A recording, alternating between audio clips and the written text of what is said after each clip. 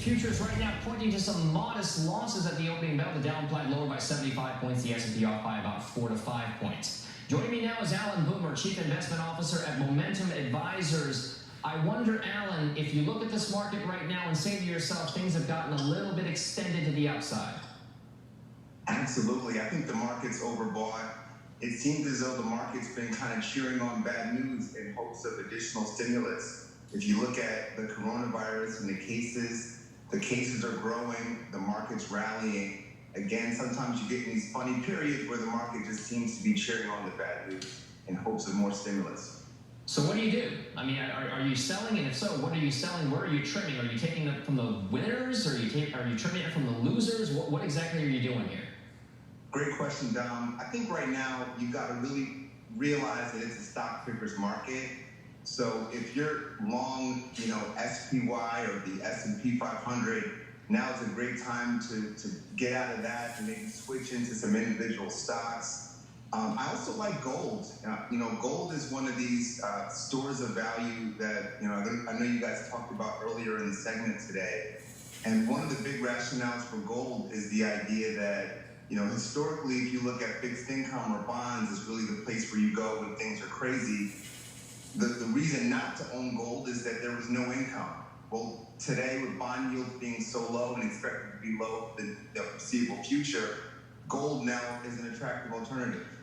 But isn't that what's driving stocks, Allan? I wonder, because you have negative yields in Europe. You've got no yield basically here in the United States. Gold doesn't give you any money. But if you buy some kind of a blue chip stock, maybe even like a Microsoft, you actually get a dividend payment each quarter. Isn't that what's driving some of this action in stocks, this idea that there is no alternative? Yeah, we're the smallest, the tallest midget in the room, for sure. The issue, though, is that a lot of what's driving stocks is stimulus. Microsoft aside, right? Stimulus is really, like, we pumped an unprecedented amount, over $2 trillion of stimulus into this economy.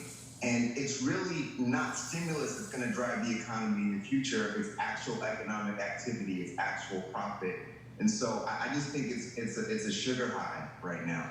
All right, so if it's a sugar high right now, there still have to be places where you are finding some relative value. What would you want to own? What types of stocks, industries, what names are you actually trafficking in right now to the upside?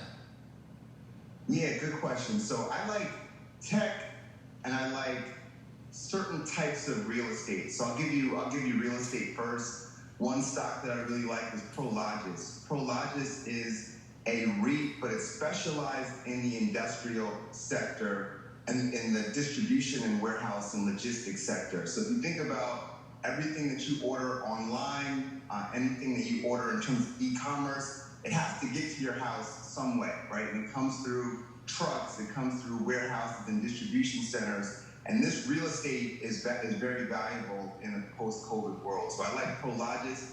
You get a nice almost 2.5% dividend yield. And I think the stock is going to at least 100. And again, there's real economic activity that backs that stock. All right, now what would you stay away from? Just got about 30 seconds left. Sure, I don't like the banks. I don't like banks. I don't like, the rest of the REIT sectors. I think retail is going to be just hammered continually. I think the banks have a lot of exposure through commercial mortgages. All right, so don't like the banks. You do like certain real estate like warehouses. Perfect calls there from Allan. We'll see if it actually plays out. Thank you very much for joining us this morning.